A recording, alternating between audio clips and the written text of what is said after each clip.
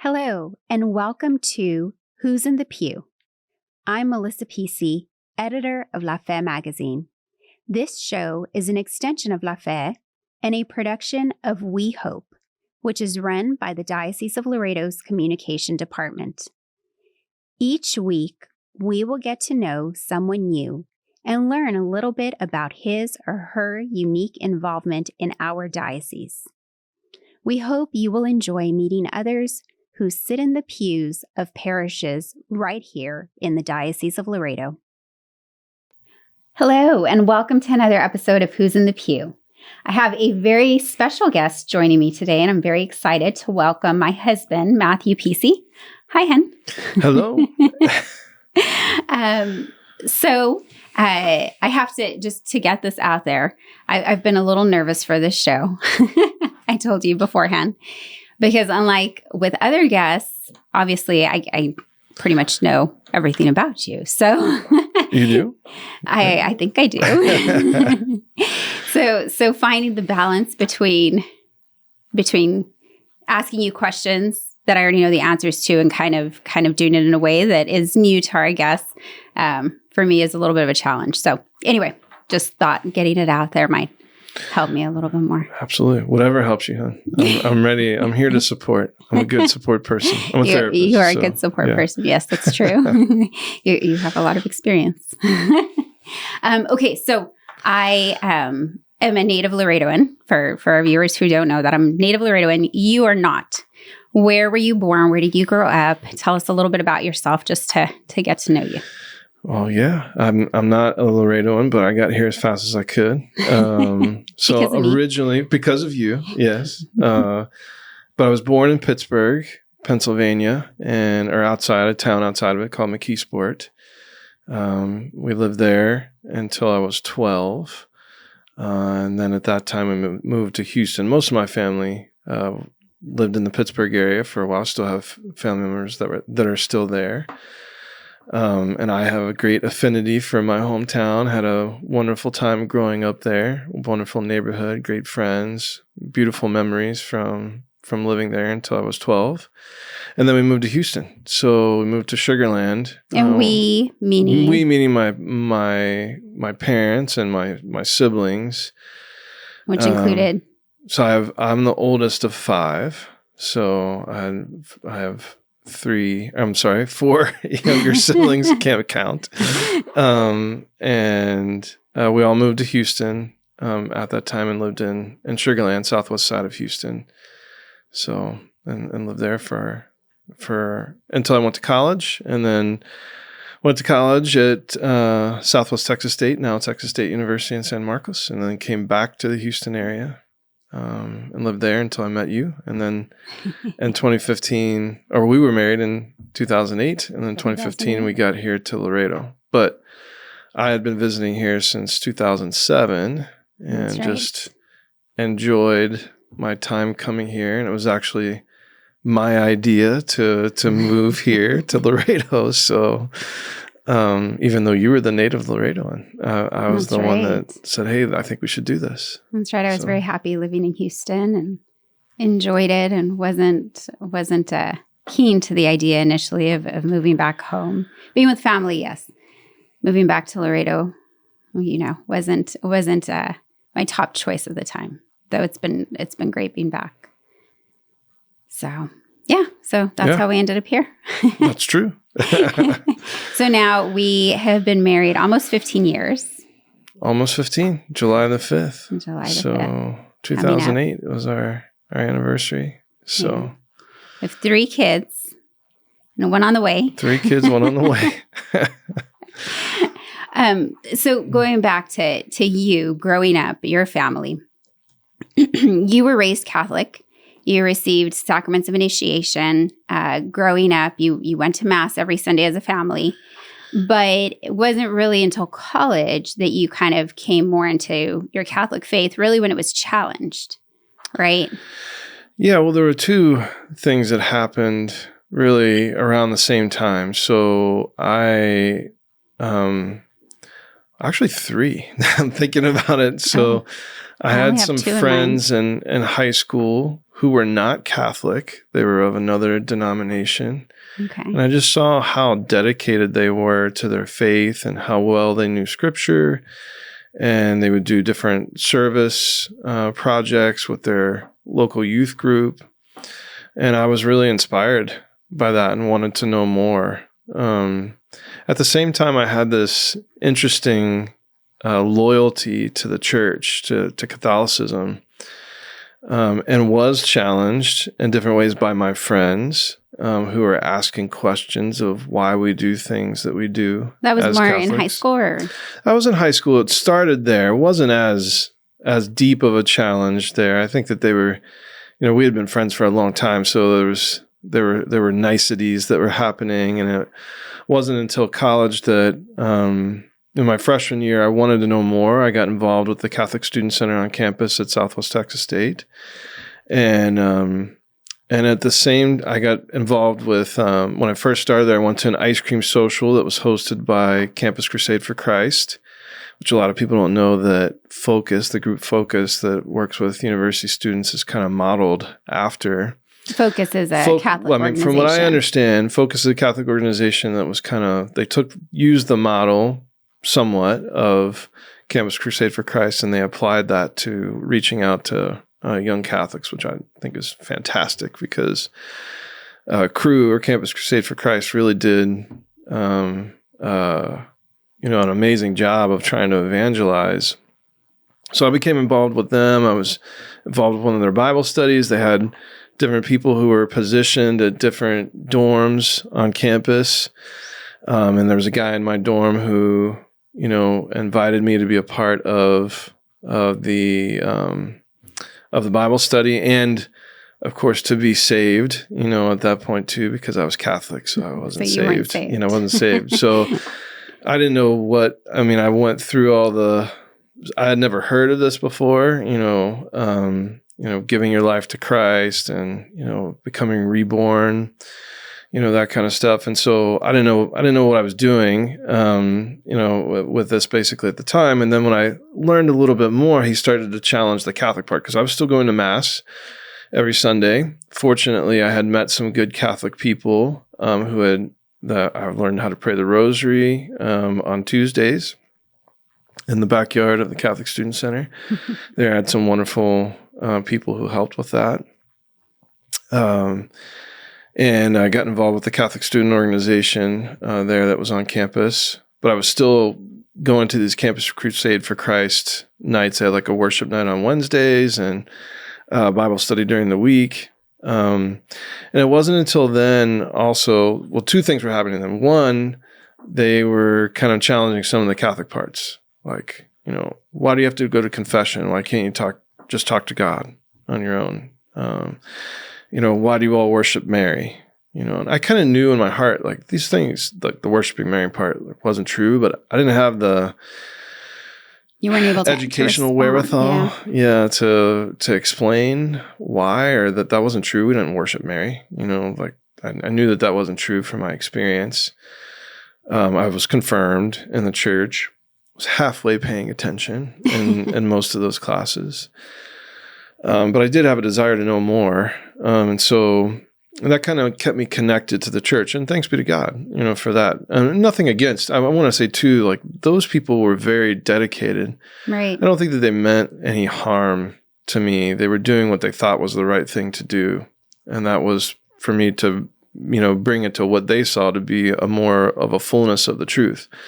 Not knowing that, we had the fullness of the truth, in the Eucharist, and we, even though we love our separated brethren, we would love for them to come into full communion with the church. And so that was happening, and I had a sibling at the time who had gone to a retreat, and when she came back from, it was a retreat, it was a summer camp, but it was not Catholic. And when they came back, there were some things said about Catholicism that I knew that weren't true. And it, caused me to do more research. And I was in the library of the Catholic Student Center reading books, because this was when the internet was really slow. So like you could not do very much research there, especially in my dorm room. Pretty into reading books, quite a bit. Yeah, I was. I mean, I was a pretty big reader, and so I mean that's kind of. I didn't know very many people. It wasn't very successful in making friends right away at my freshman year of college, and then so that led to me doing a lot of reading on Saturday mornings when most people were probably waking up from their drunken stupors. I was in the Catholic Student Center reading. I'm not trying to brag. I just didn't have much of a life either at the time, I guess. So I know I always obviously found that admirable that you would take the time to research your faith, to find the answers instead of just, listening and being influenced and taking that initiative. So I think there was enough of I don't want to give, there was enough of a Catholic education from CCE programs and other people who were dedicated to, in my confirmation program, I really did feel like I wanted to know more about Christ and the church. But unfortunately, I didn't have there were friends, there were people, there were groups that were involved with our home parish in Sugar Land. Very good people at St. Lawrence in Sugar Land. Very good program there. Sure. But most of my friends who were involved with the program weren't that interested. And so I think I fell into the peer pressure part of like, well, I don't want to be the Jesus freak guy, and so it wasn't until some of these friend of friends, people who were my friends, but like I didn't hang out with every day, and I kind of saw how their faith influenced them, that got me more interested in my faith. And now I feel like I'm jumping all over the place, but basically in college, I felt like I needed to know more. I was yearning for the truth and was in search of what the truth was. And, it was through some of that research and getting involved at the Catholic Student Center there that I was starting to find the fullness of the truth. There was a very good priest there at the time, Father Art. And then after that, Father Darrell, who were just fantastic at being pastoral, kind of meeting kids like me where they were and inviting them to something more. So, yeah, I think Catholic student centers are such a blessing and so important at that time in someone's life in college. I know I was involved at the Catholic Student Center where I went to college at A&M, and they have a very strong campus ministry program. And obviously that's a big time when most people, their faith is challenged. They're away from home. Their values are challenged. And so either through classes or through friends that they meet or, just the pressures of the world that are out there.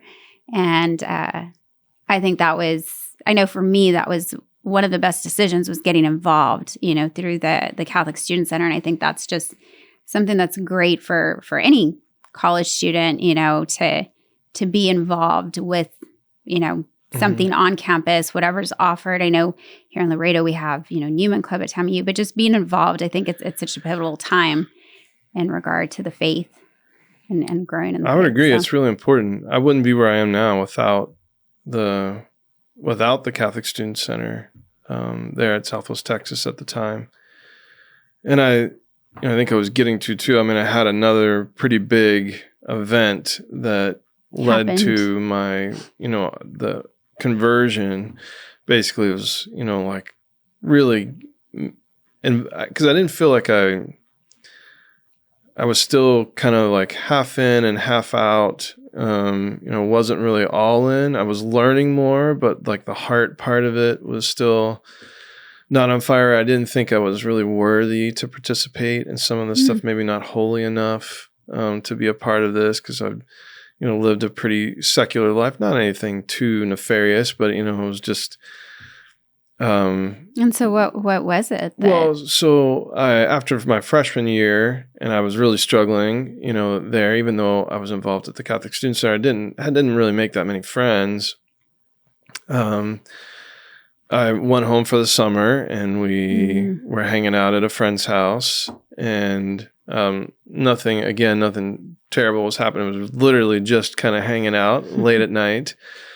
I wasn't much of a drinker, or anything like that. And so we got in the back of my friend's pickup truck. I did, with a few other friends. One of my best friend at the time, was going to take me from one house to another to pick up my car. I was parked somewhere else.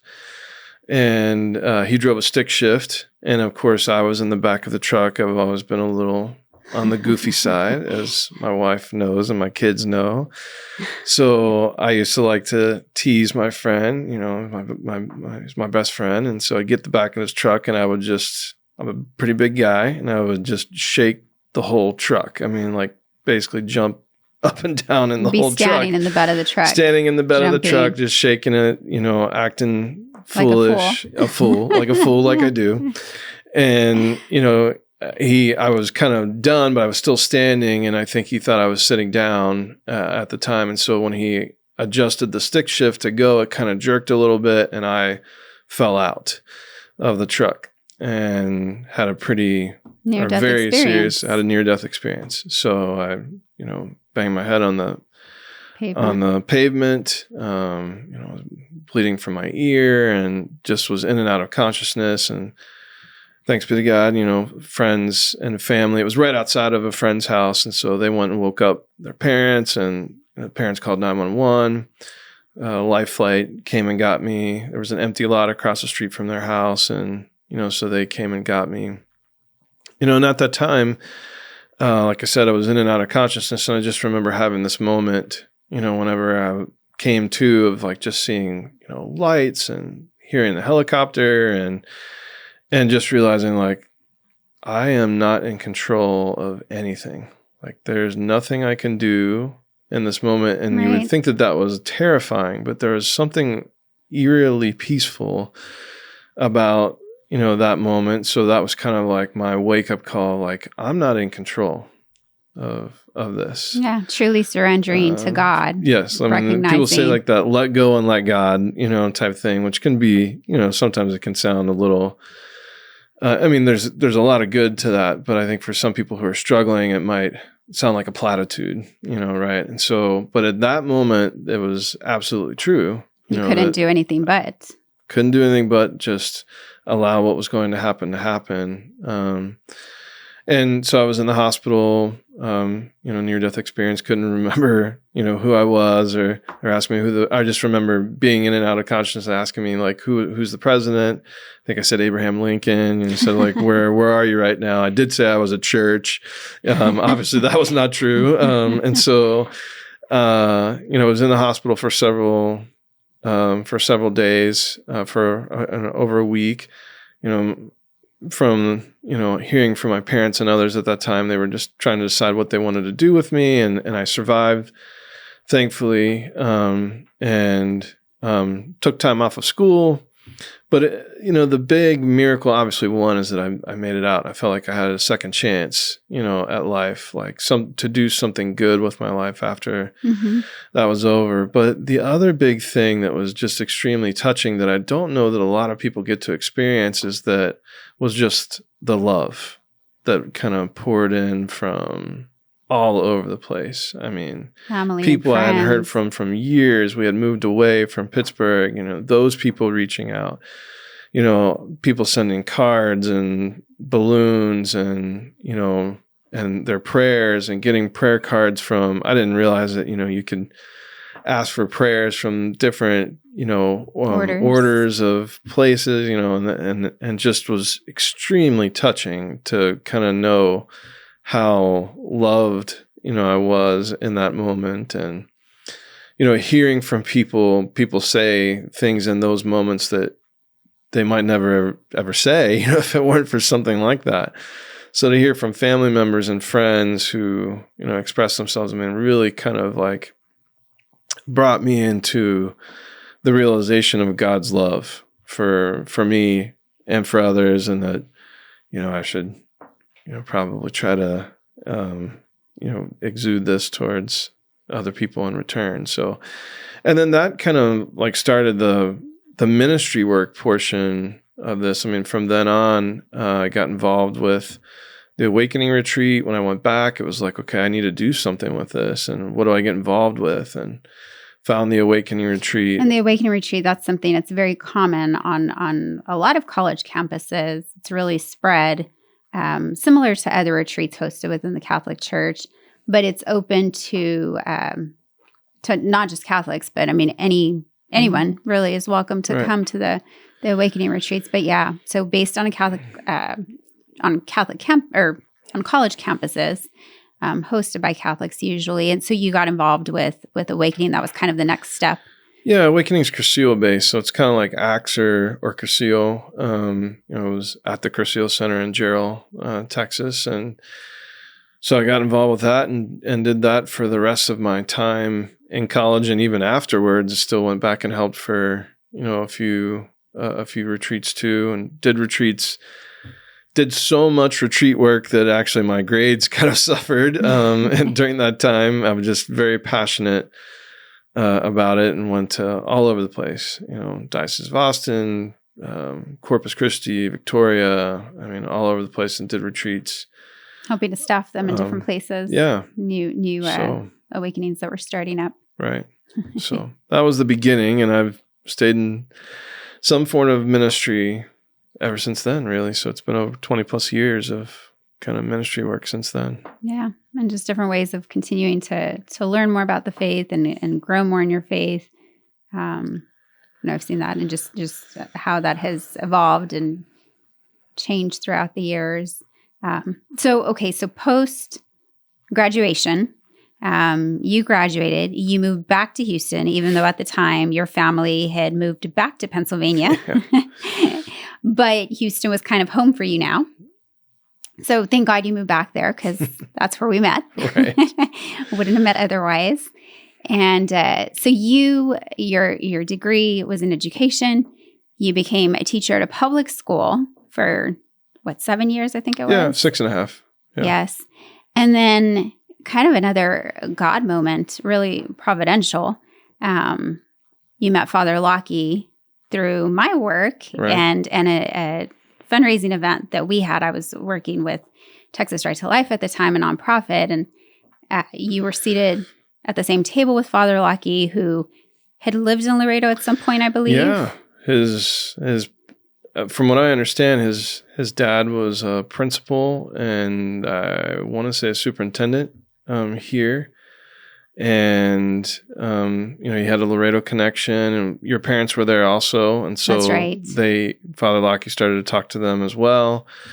Small world. Yeah. And he happened to be the pastor at a parish that had a school, and, basically offered you a job. Basically offered me a job within like 2 weeks. And within 3 months after that, I resigned at the public school, took a bit of a pay cut, and went over to the Catholic well, I was school. going to say that was a leap of faith. Absolutely. We were pregnant with Bella with Absolutely. our first, first child at the time. So I remember your kind of as you were discerning it, your concern with that. Yeah. But you'd been looking to get out of public school, or at least transfer to another school. It wasn't so much public school. It was just... And I loved the people at the school that I was at, and the kids. It was a tough situation, right, and I was there for a while, and it was just time to look for something else. And I had been looking, and this came up, and I had never really considered this to be, an option.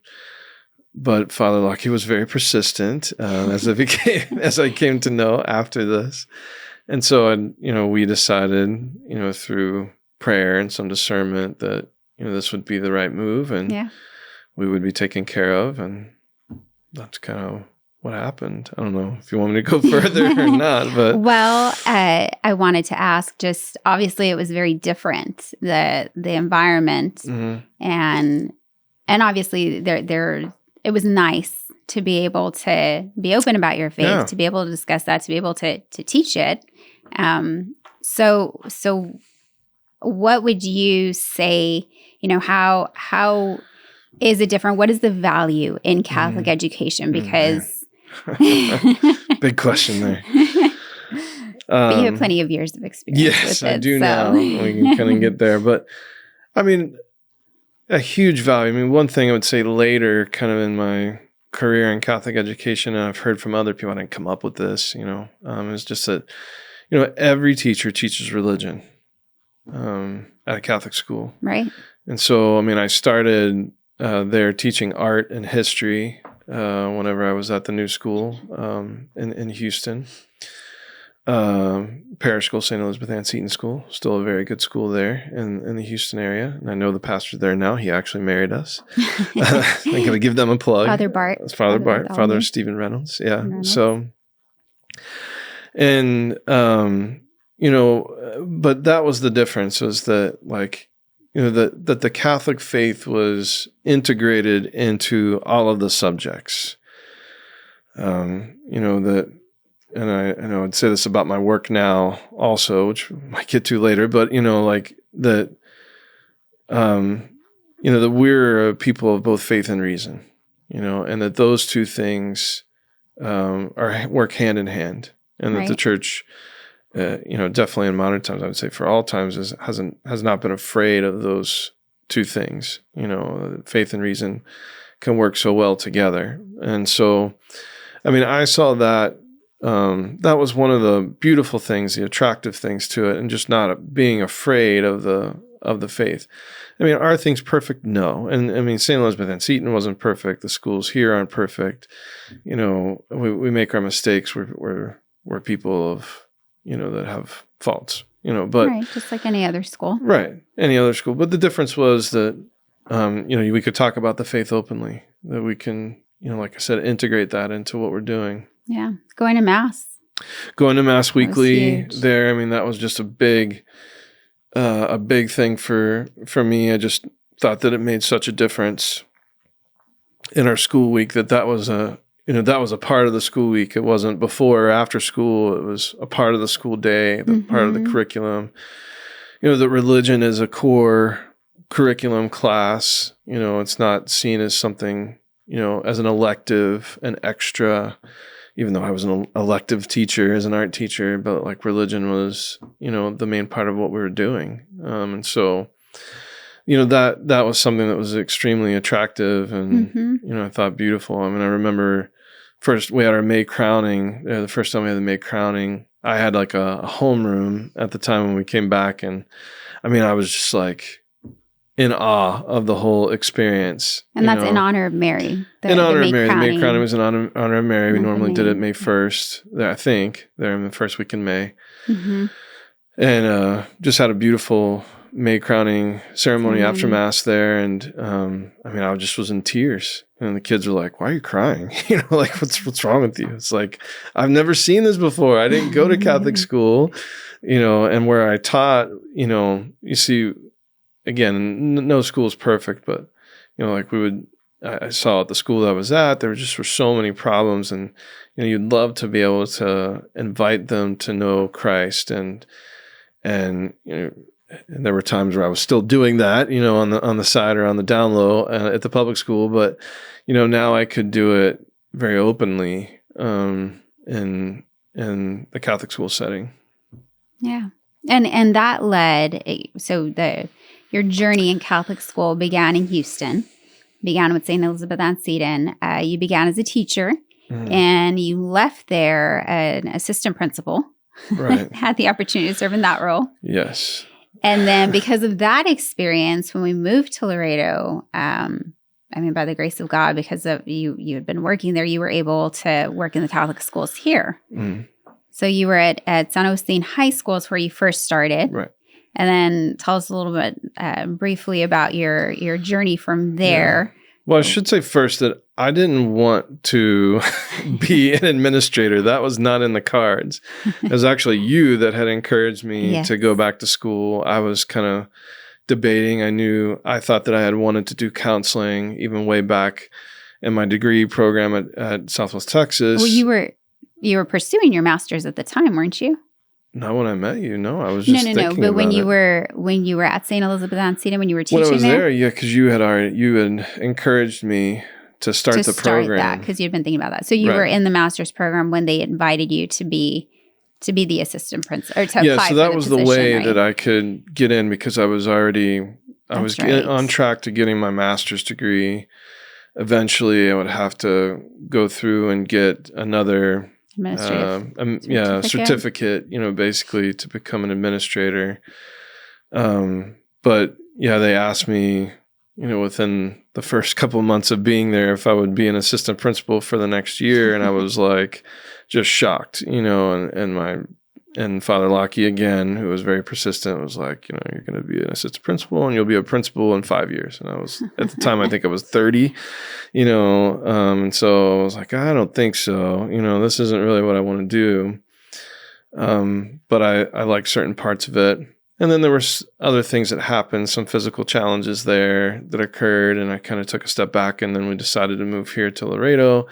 Got involved with St. Augustine, teaching art and doing school counseling. So it was like part-time art, part-time school counseling. Right.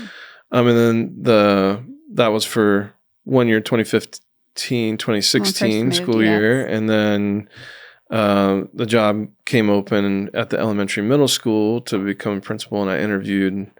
St. Augustine Elementary. Didn't think that would happen, being a gringo that doesn't speak Spanish, here and we just have such a large, beautiful population that even come across to come to school here. And I didn't think that would happen, and then it did.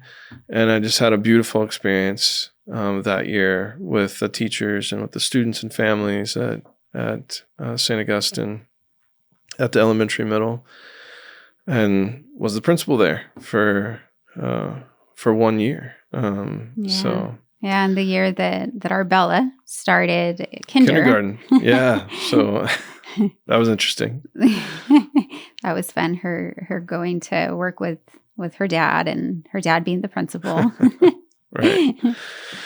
There were sometimes people thought I might be a little too hard on her whenever she was there, but tell the story of, was it like the very beginning of the year when she was talking too much in class? She was being very loquacious in class. And so, they let me know. And so I called her into my office and, may have gotten onto her a little bit there in the office. And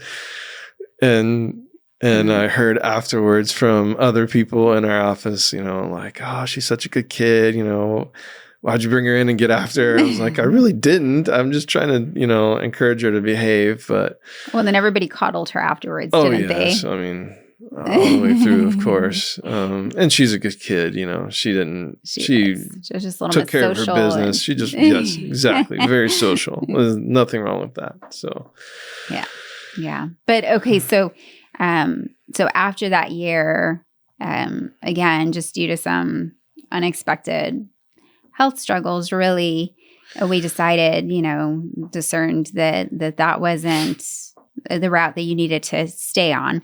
But you did stay in Catholic school. You got to continue working as a counselor and a teacher. Mm-hmm.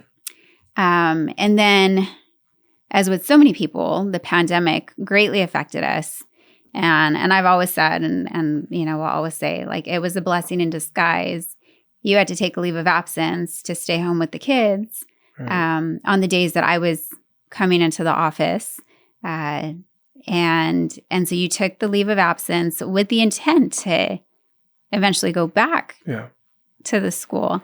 And as it turned out, you didn't, but something better happened I think better, because it's gotten you to where you are now. So the main goal was to do LPC work, and Father Lockie and the Holy Spirit, I think, kind of, there was wonderful things that led to even more formation for me as a person and as a Catholic from that experience. But the goal was to do counseling even when I came here. And we brought up I don't want to get too far into the health issue thing, but I did have some pretty significant health problems. I'm still have some struggles with to this day, issues of chronic pain. And so, that led to resigning after that year, just the stress of being a principal. And pray for your principals, out there. They do a lot of work and it's a hard job. And even though I had a lot of support and I had a good year with families, it was just, I knew that this probably wasn't going to work. And so, then taught theology and did counseling again at the high school, and helped out a little bit at the elementary, middle as well. And did campus ministry work, helped with Sister Christina at the high school.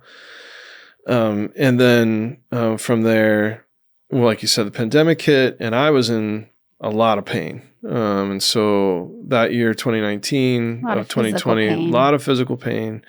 Was just struggling to make it through the school days. And so there was a bit of a silver lining when we started to work from home. And then, we realized that, that I basically just needed to take a leave of absence. And in that time, I started to work for another organization, Rejoice Counseling in Houston.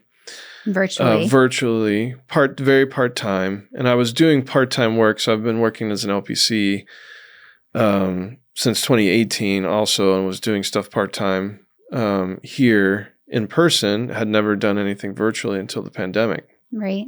So I was seeing some of my clients from here virtually, plus the clients from Rejoice.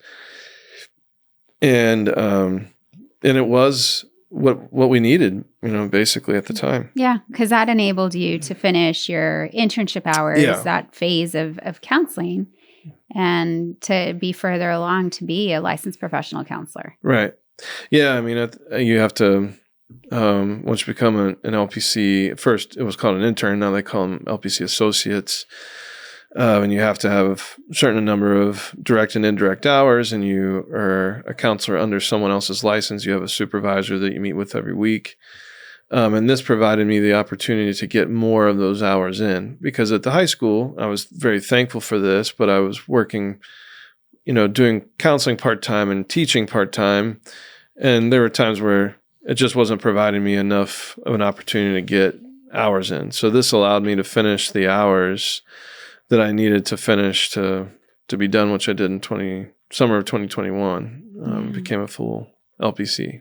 So, yeah. And I want to go into that more, but before that, I wanted to ask you, what do you miss the most about working in the school environment? Because I know that was as much as, God led you out of that. I think, I know it was still a struggle for you to leave that behind. That was tough. I mean, there was a grieving experience. I mean, now this is what I know as a therapist, like grief doesn't only have to do with, like, we think of it primarily with death, but it can also have to do with change. And so this was a huge change. I mean, I was thinking about it, I'd been in school since I was in kindergarten, at age 5, and I had never not had a school year.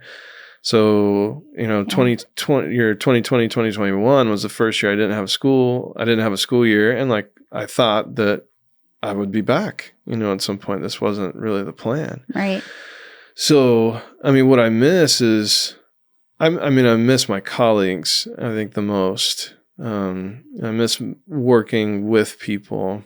I have a solo practice now, so I don't talk to, it's an army of one, basically. and I just liked being able to collaborate with people. And I made really good friends with people at St. Augustine, just a lot of really good people who work there. Sure. And I miss that part. And the kids I miss also in a different way. I mean, it's a different relationship. Right. Obviously a professional relationship with them.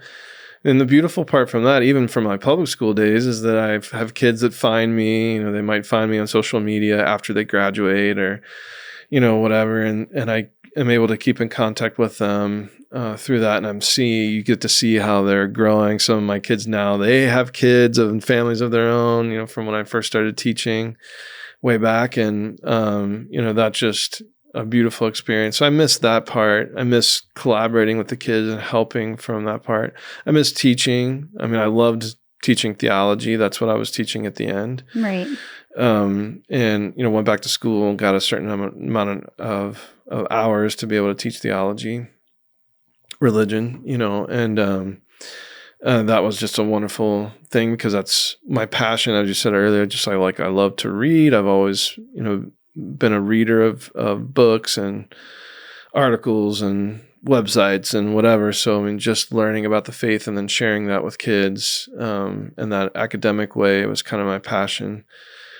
Campus ministry part, I was never like the fun campus minister part. I did do some of that, but that was not, there are other people who have wonderful gifts for that. That was not I don't think that's my main gift, but teaching is. And so I do miss that part, and working with parents. And I get to do that some now in my practice, but the teaching part, I miss the people. I just miss the people. Right. Yeah. Yeah. That's a big change. Right. But there's been a lot of good, obviously, with starting your own practice. And again, this is, where this was the ultimate goal, was to get to this, to have your own practice. And so you have founded Three Hearts Counseling, which is Catholic-based counseling practice for those who are open to the faith being incorporated into their counseling sessions. So starting there, how does it help to be able to incorporate the faith into sessions, when you're meeting with clients, when they want that? Yeah. First I would say, I see myself as a licensed professional counselor who's Catholic. Right. So, I work with anyone. I have people of all different walks of life and faith backgrounds, and I don't tell people no. I had someone contact me yesterday and asked, do I have to be Catholic? It was through, they had seen something that I had posted on social media, and they inquired about coming to see me, and my answer to that is no.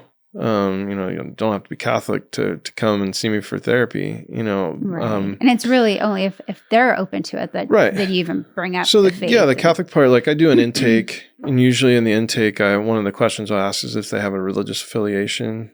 And if that religious affiliation is Catholic, then, I'll probably start to ask more questions. Or if I have other people I in my practice who are Christians of other denominations, and if they want that to be a part of their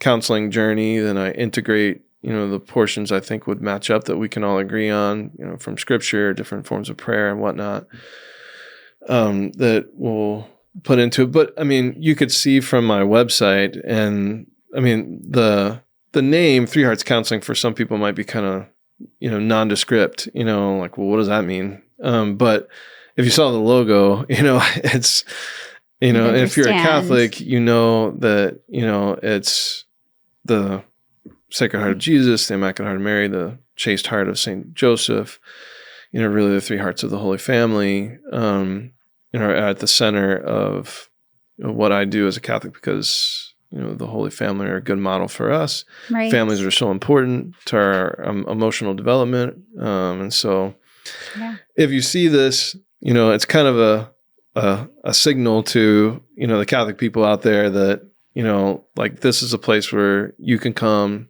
and we can integrate the faith into what I do in my counseling work, if that's what you want. Right. So I know the best of counseling practices, and I'm going to try to incorporate the faith into this as well. So that's kind of the approach that I take, on the counseling side of this, and how the faith works into it. And I think you asked me something else, and I probably ignored what you had to say, which is pretty normal, right? From what you would say for our marriage too, never, right? Honey, never. So no, not intentionally, I hope. Definitely not intentionally. But I used to have a boss, who would say, I only listened to half of what they had to say. So maybe this is the same thing. Not good to admit as a counselor too. I will be listening to you. Fully really. As we're talking about counseling, you shouldn't say that. You have to be a good active listener. So well, it doesn't help the distractions that we have with the kiddos anytime we try to talk. Yeah. So absolutely. Especially when you open your mouth, they have to. I'll talk to you in 20 years, hon. So yeah. Yeah. So I honestly don't. I feel you were asking how the faith is integrated into what I do. Yes. How it helps. I guess how does a session with somebody who doesn't want the faith tied in, how does that differ from somebody, is it more helpful, do you feel like, when people want to bring faith into it? Well, I think it would be helpful from the point that like I feel like it's a point of specialty for Okay. me, right? So people usually have different specialties or niches that they practice from. So I mean, my other ones would be, I focus a lot on. I mean, I think I have a pretty good hold on helping people with anxiety, helping people with depression, helping people with to journey through grief, to help people who are in the category of ADHD or ADD. And then this would be another specialty, of mine, of working from a Catholic perspective. And what that means is that I'm not a spiritual director. Right. I'm not going to, if we get into some deep theological things where people are having like deep existential crisis type of issues, then I'm going to send them to, their parish priest or a deacon or someone who's maybe there's a lay spiritual director that they find. I'm not going to tell you what to do, as far as that's concerned. So this isn't coaching or spiritual direction where I have a program and I'm going to tell you what to do, but I'm going to journey with you through this. And if they were so I do have clients from time to time that might ask me, like, what are there some things that you think I should do spiritually? And I might give them some suggestions. My suggestions are normally things like, I think it's always a good idea if you want to go to Mass an extra time a week. It's a good idea to go to confession once a month. I'll recommend spiritual reading, for them. Normally it's the Imitation of Christ or Christ is Passing by St. Jose Maria Escriva.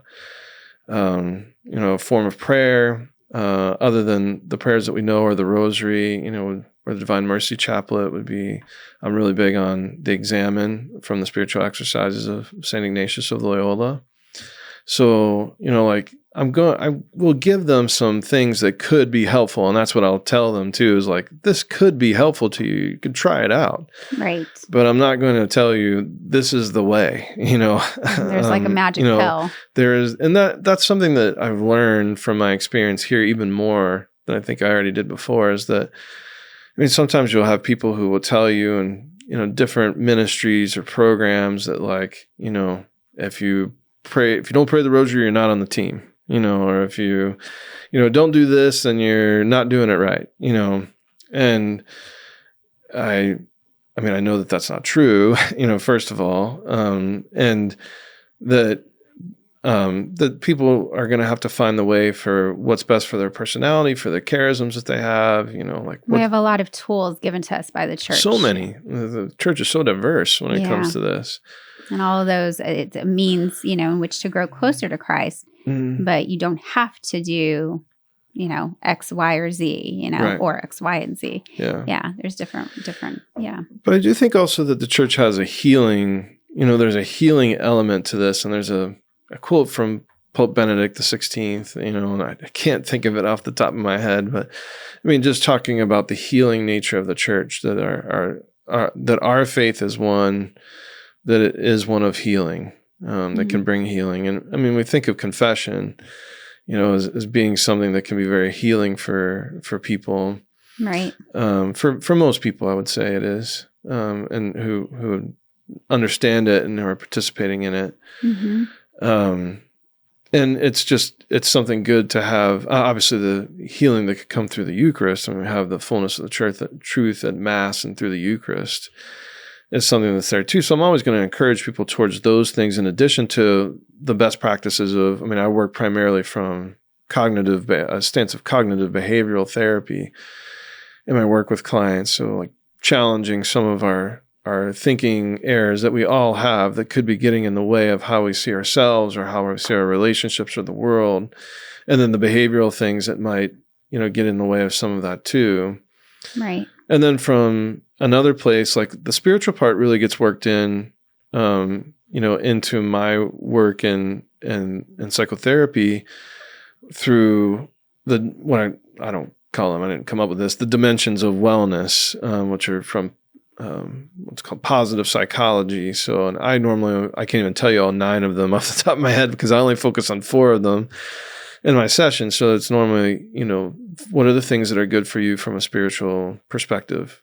What are the things that are good for you from a physical perspective? Normally that revolves around diet, exercise, and sleep. Mm-hmm. what are the things that are good from you from a relational perspective? What do your relationships look like with your family, with your friends, with your spouse, with the people that are close to you? Do you have a good support system? Are you utilizing them? And then the emotional part is the emotional dimension of wellness. I normally focus on what are the things that add flavor to your life? Do you have stuff that you have to look forward to?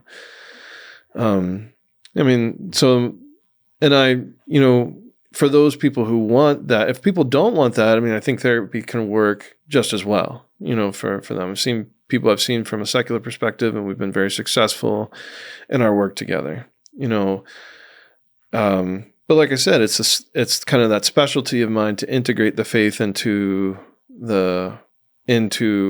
my work with people in therapy. And I think just my experience, my knowledge, my work in ministry has kind of helped, and my issues with suffering, at times maybe has helped from a compassion standpoint to be able to understand people where they are and help them, from that perspective too. Yeah.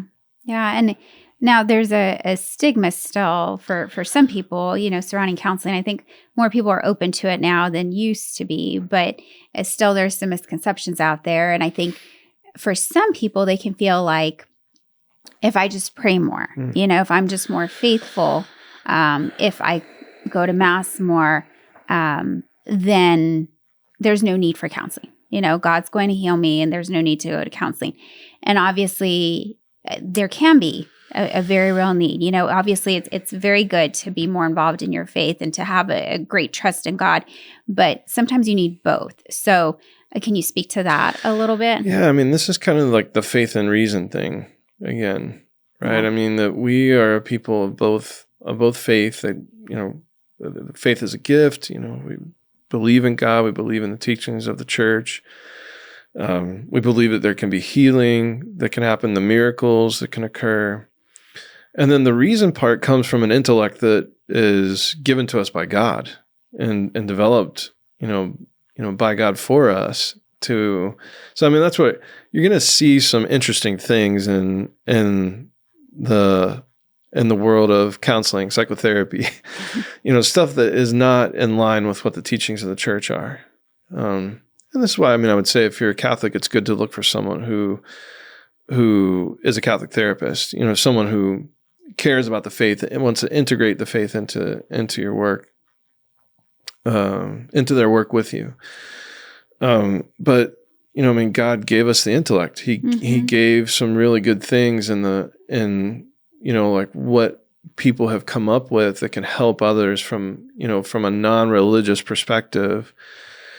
And so where the stigma part comes in is I think that sometimes people think they're probably thinking what they see, some of the stuff that, isn't in line with what the church teaches. And that, I think that makes them afraid of this. Obviously there's just a normal stigma of you're weak, if you need help in this way, it's just it's a weak-minded type of perspective. Right. And obviously that I think is being proven more and more to be wrong, wrong-headed way to look at this. And I wish I could remember, there's a quote from C.S. Lewis, that talks specifically about anxiety, that, anxiety is an affliction. It's not something that people are asking for to happen. They want to be lazy, or they're just weak, Right. And the way that I see is this is something that happens to us just like, well, I don't want to say just like, because they're not exactly the same. It's not apples to apples as a comparison, but it's similar to when people have a physical affliction, right? And there are things that we can do to help ourselves, and there are things that we can do. That's the behavioral part of cognitive behavioral therapy. So there are things we can do that would help us from a mental health perspective, just like there are things we can do to help us from a physical perspective. Right now I know I need to lose weight, that is something that I want to do. It needs to happen. But we had some really good tacos for lunch, and so, and that, but that's something that I know, I need to work on from a physical perspective. And right. So like just like weight might be a problem for me, or overeating, and that might be related to lots of different things, depression or anxiety or whatever. There are, ways to try to approach the different emotional afflictions or mental health afflictions that are there that could be helpful. I don't know if I even answered your question or not. It was like, what was the stigma, right, behind this? Well, no, the fact that there is a stigma that some people, I think you did. I mean, some people feel like counseling is for the weak, or like counseling is for those who are not as faithful. And just speaking to that, because there's definitely, it is okay to go to counseling. It's okay to be a good practicing Catholic and still need counseling. It's okay to, seek spiritual direction and seek counseling. They're different and they play different roles. And they can both be necessary in somebody's life. And, to go to counseling isn't to say that you're not relying enough on God. Yeah, no, I mean, that is a big thing. Thank you for kind of redirecting me here, because that is a huge part of this. I think, like, that there are sometimes that people would think that I'm not praying enough. I'm not faithful enough. And I know from my own experience and from my experiences with my clients that that's not the case. I have some extremely faithful people. I know, like, I gave some examples of best practices, like going to Mass an extra time a week, or going to adoration, or and I have some clients that are doing all of those things, and they're still having an issue, a struggle with their mental health. And I have priests sometimes who will come to me and say the same thing. Like, I know this, and I do get referrals from priests from time to time, and, that they might say, like, hey, I have this parishioner and I'm going to have them contact you. And when I usually get in contact with them, I'm learning, like, this is someone who's really involved, and that has a great faith. But there's still, this thing, whether it's anxiety, depression, or grief, or whatever the case may be, that is still causing them some problems that we have to investigate from another perspective. So, I mean, sometimes, like, the work with those people is mostly based upon, I guess, what we call the secular portion of psychotherapy, because the faith part they're doing. It's already there. Although, I mean, there may be some things to tweak, or they might take some things from what we're talking about. They might take that to their spiritual director and kind of see if there's another way that they can go based upon what we're talking about in our sessions. And so it just can work hand in hand. And the stigma part, I mean, I'm seeing it being challenged, more and more out there, that, therapists, it's not seeming to be as problematic for Catholics to seek help. Yes. Right. Seek that help. Yeah. And I think we've seen in plenty of cases just around the world where there's a lot of tragedy that has happened and a lot of suffering. And at the root of it is, it's because of people who are dealing with mental health issues and did not seek that help. I think that's a good, we can look at that and we can see where there is a lot of value in seeking counseling and in providing help to people, when they need help. We live in a broken world. We live in a world full of suffering, full of stress. Pandemic, really seemed to increase that, I think, for everyone. And we continue to just have problems in our world that it's okay to need help, and we should seek that help. And thank God for people who are counselors, for our counselors, for therapists, psychologists who can help people in this way, who can aid people in this way. There's a need for it. Yeah. So, yeah. Well, I feel like we've covered a lot, and kind of your journey, which I obviously love talking to you and and enjoy, rehearing stories and just moments in your life where God was present, and seeing, as we talked about all this, just really seeing how God has worked in your life, has worked in our lives, to bring us to the point that we're at today. And in spite of recent struggles, in spite of recent suffering, just seeing how God has very much, his hand has been present in our lives. That's, always a joy for me to see that. Wrapping up, is there anything else you would like to share? I don't know. I don't think so. I think we covered most of it. I would just encourage people, I think, to reach out for help if they need it. Kind of like what you were saying at the end there, that, we need both.